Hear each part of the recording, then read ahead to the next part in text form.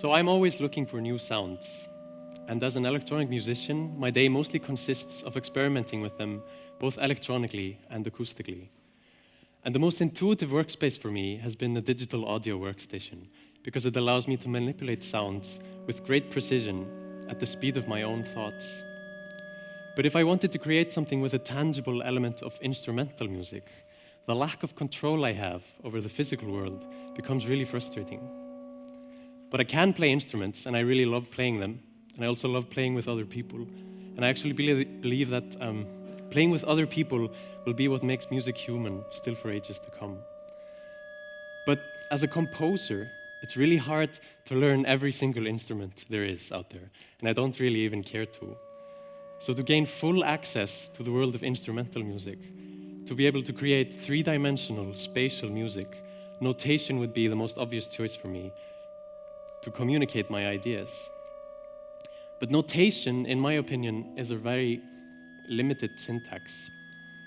With notation, there's so much lost in translation because you cannot define intricate textual details with notation, and the musical ideas you're working with remain as an abstraction in your head until you finally hear the results performed. And furthermore, you cannot communicate ideas that are humanly impossible to perform. But this is possible with computers. You can ask them to do virtually anything.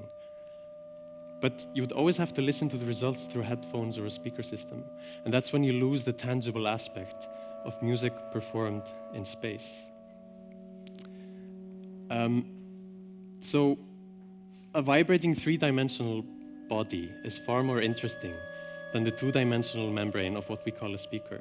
It's kind of like comparing a live theatrical performance to a recording on a video monitor. A speaker can only move in two directions, whereas in this regard, a cello has boundless possibilities. So when you're working with electronic music, it's an approach to music where you strive to explore the boundaries of the spectrum. It's most often performed within the constraints of the capabilities of a speaker system. And this, acoustically speaking, is a huge obstacle to me. So what I've been interested in lately is to find a way to bridge this gap between electronic music and the physical world. The only way to do this is to boycott the speaker. And this is possible today with physical computing, because that allows us to actuate the world around us. And this has been made possible for people like me with limited knowledge of electronics with the help of the open source community. And that's really opened up new possibilities within the world of electronic music as an acoustic art form. But this isn't really a new idea. Electro-acoustic music has been a niche genre of music for decades. So what I've created here is an electronic instrument, and what you're listening to is completely electronic music, even though it manifests itself through an array of strings. The strings are actuated by electromagnetism and kind of like electronic bows. They create a feedback that feed into each other, resulting in the characteristic tone that you're hearing now. Ironically, I think most people will listen to this talk on their laptop speakers. But anyway, the tools we use, they really influence the music we make.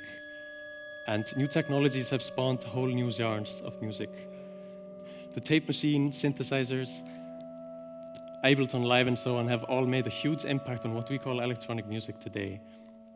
And Björk's contribution to electro-acoustic music today has been enormous with her biophilia, introducing instruments like the Gamalest, the Tesla coil synthesizer, and the digital pipe organ. So hopefully, in the future, this divide between the electronic and acoustic aspects of music will be so undefined that the term electronic musician will sound archaic. And I really hope that this instrument will contribute to the slowly bridging of the gap between these two still very different worlds. Thank you.